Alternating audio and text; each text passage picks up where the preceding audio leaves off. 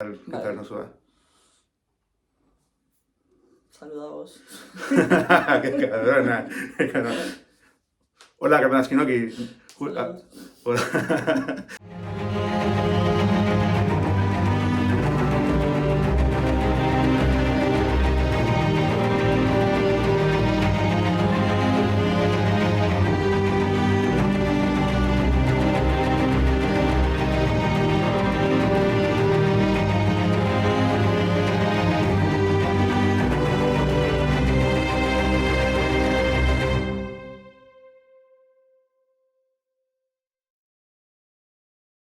Martina y yo acabamos de ver de preestreno Babylon, la última película de... ¿cómo era? Daniel Chazelle. Exactamente, ¿no? Hay que entender el cerebro. Y, y nada, vamos a hacer una pequeña reseña. Primero, vamos a explicar un poco de qué va, sin spoilers, y vamos a dar una pequeña opinión sin spoilers, y luego ya ahí sí que empezaremos a hablar luego abiertamente, ¿no? Explico yo un poco de qué va. Ujú. La película está ambientada a finales empieza en el 26, que si no sabéis es la época dorada, pero también final del cine mudo, y se centra en una gran estrella, que la interpreta Brad Pitt, un galán, podríamos decir, pero realmente los más protagonistas es bastante coral, hay varios personajes, también hay otro personaje importante que es un trompetista, Trompetista. sí, negro de jazz, y digo de negro porque además es importante en la trama, pero los grandes protas son un mexicano, él dice que es español, pero creo que es mexicano en realidad, Es mexicano. que hace un poco de señor lobo, arregla problemas, Mm. eh, pero digamos que él sueña con participar en el cine. O sea, hacer su trabajo, pero dentro del cine, o sea, ser un productor, ¿no? Dentro del cine. Y luego una chica que interpreta a Margot Robbie, que es la imagen de todos los pósters, o sea, que ahí seguro que sabréis que ella está, que es la típica aspirante a ser estrella, ¿no? Y básicamente la historia tiene el típico desarrollo de ascenso y caída. Es súper típico Mm. en ese tipo de películas.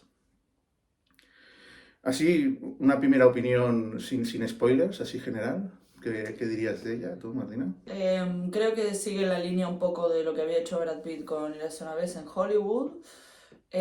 Sin la parte quizás de la ucronía, pero aún así vos dijiste, estábamos hablando antes y dijiste que tampoco se está centrando en nada concreto en el sentido de que mezcla, ¿no? Mezcla cosas de diferentes épocas. Sí, sí, bueno, se supone que está ambientado en el 26, pero esa época tan salvaje de Hollywood a mí me pega más con finales de los 10, principios de los 20.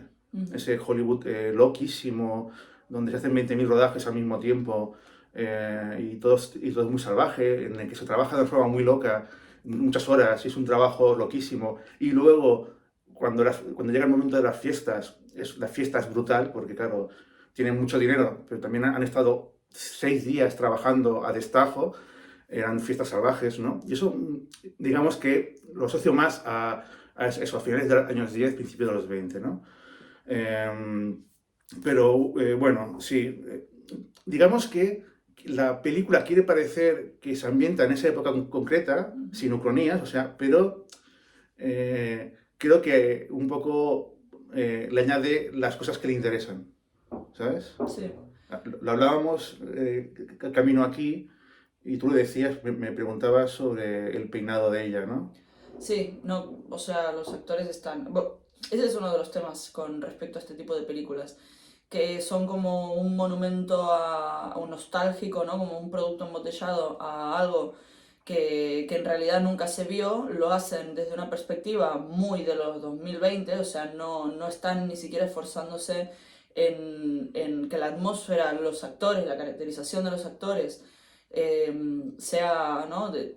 se base en lo que te imaginarías de esa época. Por eso te lo pregunté, porque a lo mejor lo que uno veía en la pantalla o lo que uno tiene en la cabeza de lo que era esa época no encajaba con lo que era en realidad, pero no, o sea, es realmente el pelo de Margot Robbie, por ejemplo, que parece una tontería, o ver a Brad Pitt haciendo de Brad Pitt prácticamente. Sí, yo puedo explicar algunas cosas más, pero quizás sigamos con la opinión así general, genérica, sin Ujú, spoilers, porque luego sí que estaría guay recuperar el tema este de las ucronías o las cosas que están, sobre todo el tema, de que como tú muy bien has dicho, es una película que refleja más cómo hoy vemos aquella época, ujú, más que cómo esa época fue y cómo ujú. se autopercibían.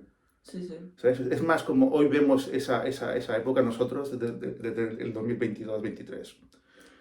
Y Y ese es otro tema que tengo con este tipo de películas, que son, o sea, es como, más que ir a ver una película al cine, más que una pieza, más que una historia que te están contando, es como ir al circo. Te entretienen durante unas horas y te vas a casa igual que como entraste. No hay historia. Lo que están haciendo básicamente es entretenerte durante un rato. Es como eso, vos te sentás y sos pasivo, te van llevando por, ¿no? por toda una serie de situaciones con un ritmo muy frenético, con todo colores y luces y y personajes que música todo el gags, rato. gags constantemente, personajes que molan al estilo 2022, o sea, nos molan a nosotros por cómo nosotros tenemos configurada la cabeza, pero al final salís de ahí y no hay ninguna historia, es simplemente, pues eso, un retrato que ni siquiera es un retrato porque al final, ¿no? Lo están haciendo desde una perspectiva muy de nuestra época. Sí. No hay ninguna conclusión final, no hay nada que, ¿no? Ningún... Bueno, la típica historia moralista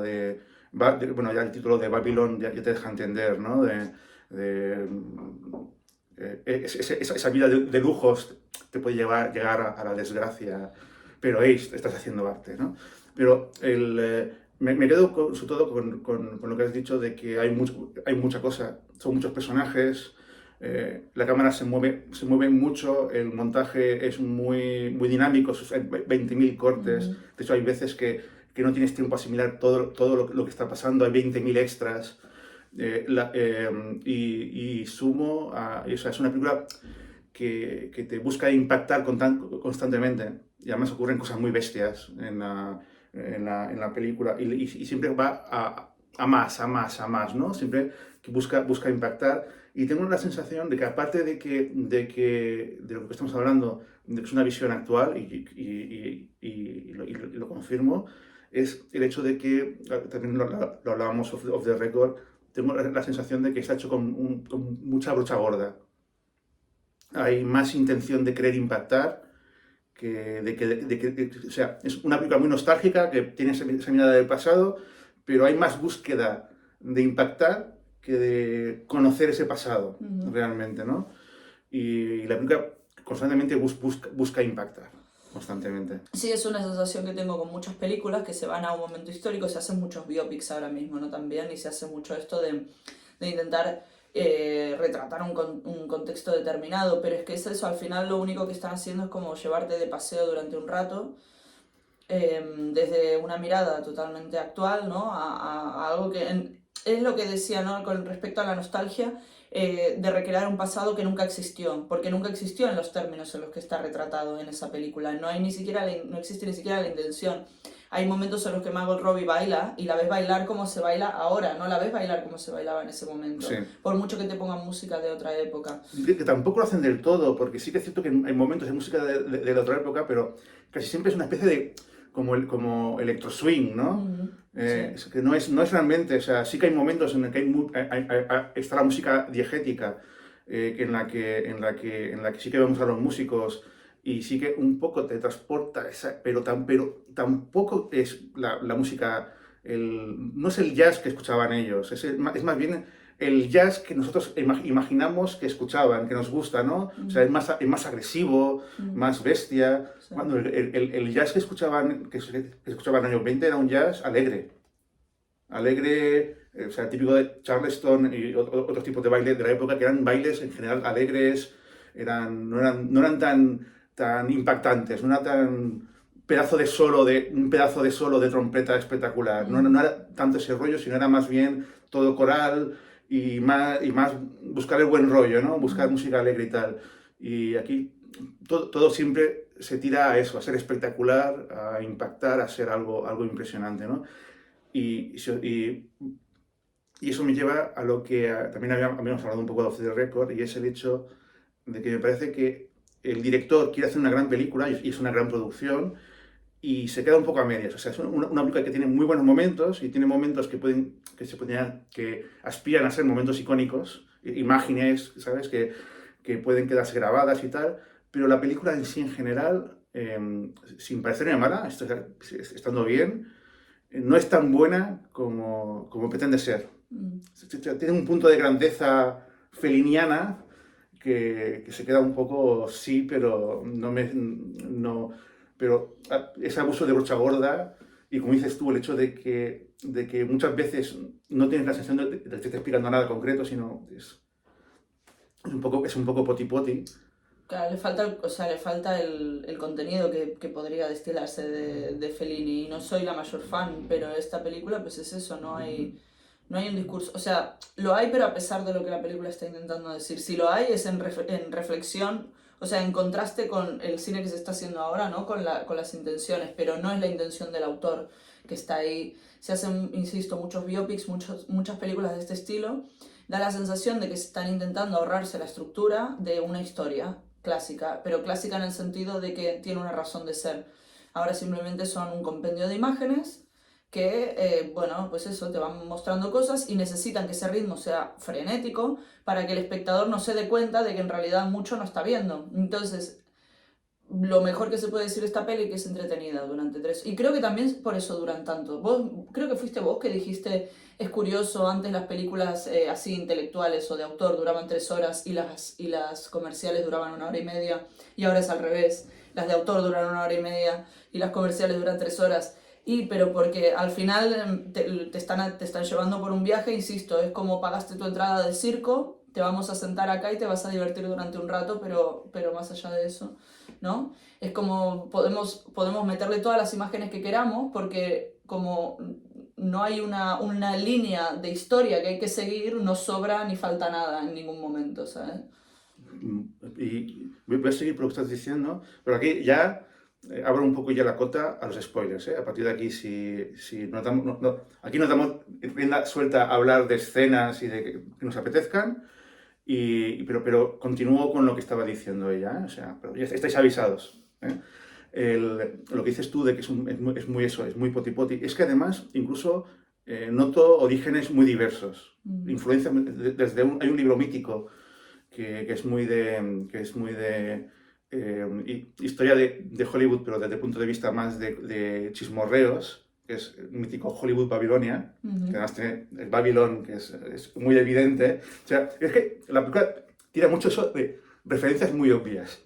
Porque está Hollywood Babilonia, que claro, Hollywood Babilonia son historias concretas de diferentes personas que vivieron en esa época. Y el primer libro, que es el bueno, que es el más interesante, curiosamente es el que está ambientado en la época muda y principios de Sonoro, que fue una época muy salvaje, eso es cierto.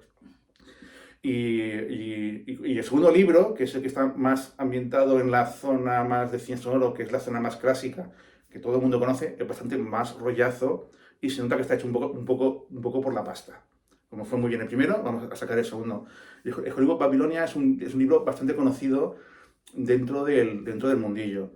Y digamos que la película apenas salen personajes reales de la época, sale Irving Tyler, sí que se mencionan a muchas, a Greta Garbo, salen carteles de películas de la época como Gran Hotel y La Pelirroja y algunas cosas más, pero en general la película lo que opta es por crear personajes ficticios que pueden tener influencia de alguno o algunos reales. Por ejemplo, hay un personaje secundario, pero que es muy chulo, muy interesante, que es una actriz asiática. Y hay una actriz de la época asiática que fue bastante famosa y que te va de ese rollo exótico. ¿Cómo se llama? Anna May Wong, si no me recuerdo mal. Anne May Wong, que sale en alguna película de Stenberg. Y además salen fotos la actriz saca unas fotos de ella en plan rollo promocional y se parece mucho a las fotos que tenía la actriz esta, ¿no? Pero no es Anne Mai Wong, es otra actriz, tiene otro nombre y además de ser una estrella que cuando la vemos ya está un poco en decadencia y se dedica a escribir diálogos intertítulos para las pelis mudas, por ejemplo, Hitchcock entró en el cine haciendo dibujos para intertítulos. No sé si lo sabías, No, pero había hecho ilustración, pero no, de periódicos y tal. y pues también pues entró en el cine justamente haciendo dibujitos para los intertítulos, para las partes escritas. Y entonces, por ejemplo, este personaje, ¿no? Luego también hay referencias Ha nacido una estrella, referencias que recuerdan un poco a The Artist, también aparecen The Artist, pero en The Artist es aún más evidente, ¿no? Porque la historia central está basado muy en Ha nacido una estrella. Y la influencia es muy directa de actores como John Gilbert y Douglas Fairbanks, ¿no?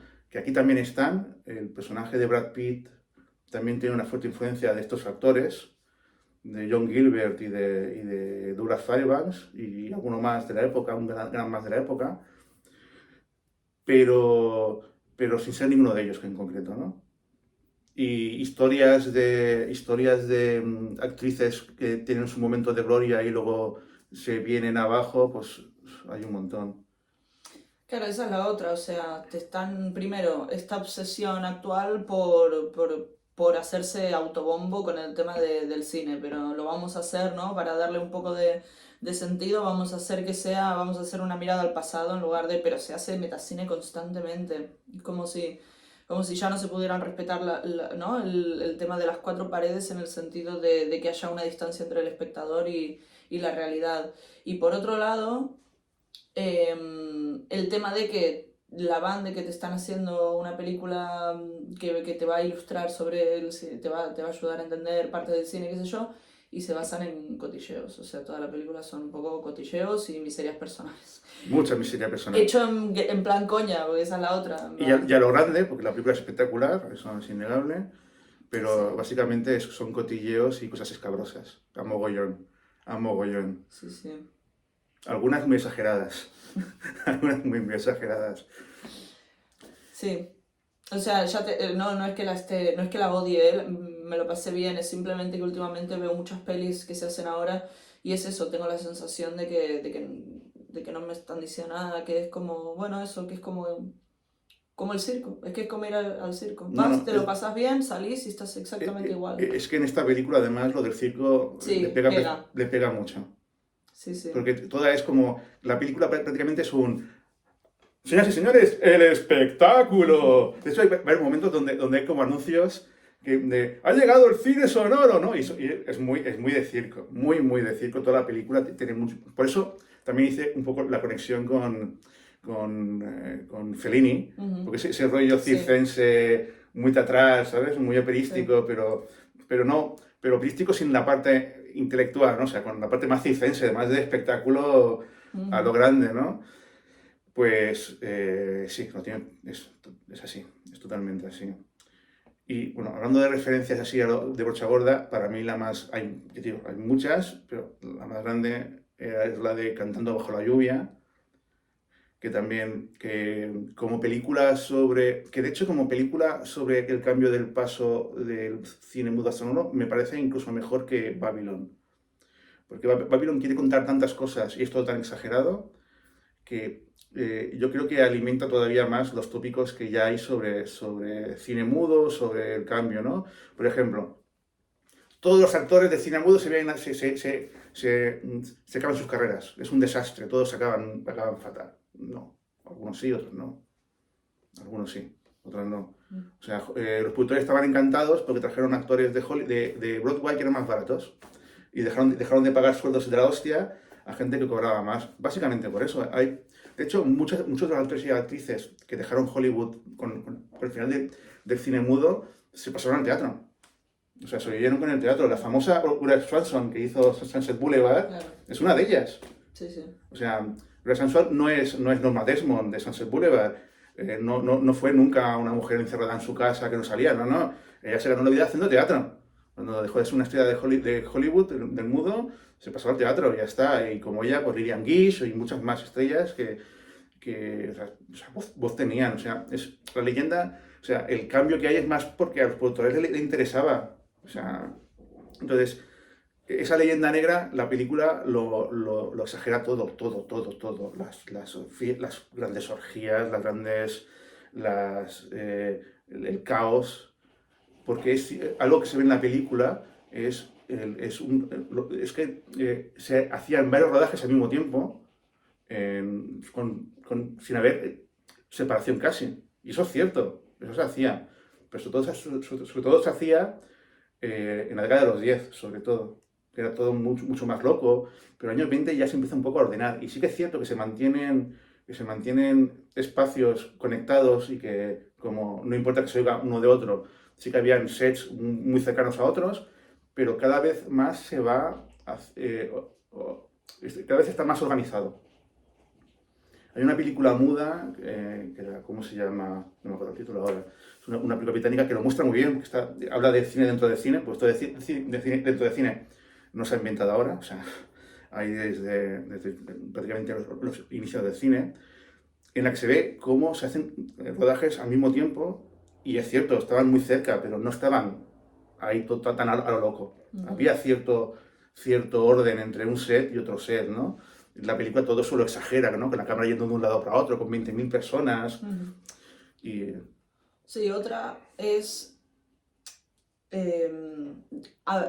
hubo un par de momentos que me parece que alargaban demasiado la parte de buscando algo emocional, como cuando ellos dos cuando está Margot Robbie y el personaje del chico mexicano que están juntos y es casi el momento en el que no, el momento de unión, pero que sabes que se van a terminar separando. Larguísimo, larguísimo, larguísimo y no consigue lo que está pretendiendo emocionalmente. O el momento en el que la crítica habla con Brad Pitt, que también un rollazo. Eso me lo apunto porque eso quiero añadir una cosa de eso. Un rollazo, o sea, no es lo suficientemente bueno, no son suficientemente buenos los diálogos, ni no sé si los actores no están suficientemente bien dirigidos, pero en cuanto alargan, se les ve el cartón por detrás. Y no son lo suficientemente buenos los diálogos como para que alarguen tanto y se hagan tanto autobombo, que es algo que en momentos es que se notaba un montón. Quiero decir, toda la película es autobombo, pero en los momentos en los que ya intentaban estirar el chicle, insisto, esos momentos en los que se paraba y había una conversación de tú a tú entre dos personajes, ahí se veía que faltaba algo. Mira, y con esto que dices tú, es que yo creo que hay un problema aparte de empatía con los personajes. No son personajes de los que te acabes de enamorar. El que juega el que juega un poco más esa carta es el personaje del mexicano, Manny, pero tampoco, en cuanto lo conoces un poco te das cuenta de que parece muy majo y tal, pero que también tiene sus mierdas y que también no... Él hablando no es- español e inglés me ponía de los nervios. Es algo que se usa muchísimo también y no sé qué es lo que pretenden, no sé si le están dando como, si les suena bien, si les suena que hay glamour en mezclar los dos idiomas al mismo tiempo. No sé si es un rollo de que suena exótico o algo, pero de verdad, o sea, que me pone de los nervios. Lo hacen en todas las películas. ¿No? Que el personaje es como que habla primero en inglés, después en español, es como no te entienden, estás en Estados Unidos, vas a hablar inglés, y más en esa época que si sabías hablar, o sea, que no es esta mezcolanza de idiomas que Sí, tenemos sí. hoy en día, que Vas es típica. hablarás en español si te encuentras a otro latino, Claro, sí, sí, total. como el encuentro Sí, que al eso sí, final ahí está bien justificado, sí. pero que lance frases sueltas, sin ton ni son, sí, es un poco gratuito. Y me quedo con la escena que has dicho tú hay un momento en el que el personaje de Brad Pitt va a hablar con una periodista que es una especie de Lula Parson. De hecho, en la época dorada de Hollywood habían un par de periodistas que eran muy famosas y que controlaban todo el negocio de los chismorreos en Hollywood. Y digamos que ella, este personaje representa a cualquiera de estas dos periodistas, por llamarlas de alguna manera. Y hay un momento en que ella le hace una entrevista cuando está él ya en decadencia y donde prácticamente habla de eso, ¿no? Es en plan, habla de la decadencia de él en el artículo, ¿no? Y se enfada y va a hablar con ella.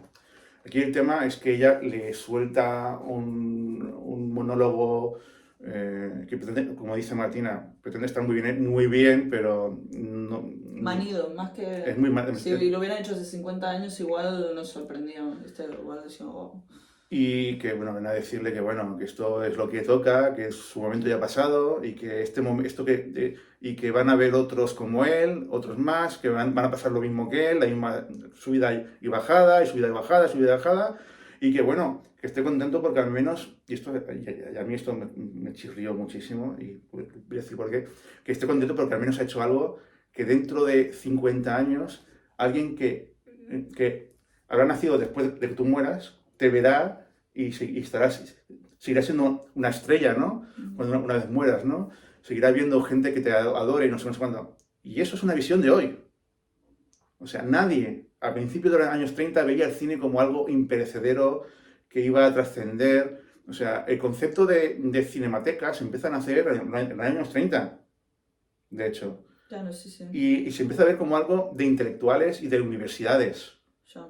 ¿Sabes? Sí, no. De hecho, se cree que un 80 y 90, entre un 75 y 90% del cine mudo está desaparecido. Y aparte de que era muy inflamable, es porque como estaba hecho entre otros elementos, sulfato de plata, cuando la película ya había hecho el recorrido comercial, vamos a recuperar la plata, vamos a quemar. Y quemaban la película para recuperar gotitas de plata, gotitas. O sea, no había esa idea de tenemos que proteger las películas porque eso es un recuerdo de futuro. Es autobombo, es parte del autobombo. Esa parte o sea, ahí se les ve el plumero con el autobombo, se les ve el plumero con el autobombo cuando se ponen a hablar de lo que les hace sentir las películas, se les ve el plumero con el autobombo cuando Brad Pitt se pone a decirle a su pareja que es actriz de Broadway o no sé qué leches, se pone a decirle en plan... Oh, porque para la gente que no tenía dinero para estudiar, mis padres no tenían dinero para estudiar y nos íbamos a los Nickelodeons y qué sé yo, se les ve el autobombo. Es que, o sea, y son los momentos, te intentan, encima te venden como 3 o 4, o sea, no es un momento puntual. Y es una lástima. Después sí que hay algún gag que te hace gracia, o sea, que es más cuando se burlan de esa época.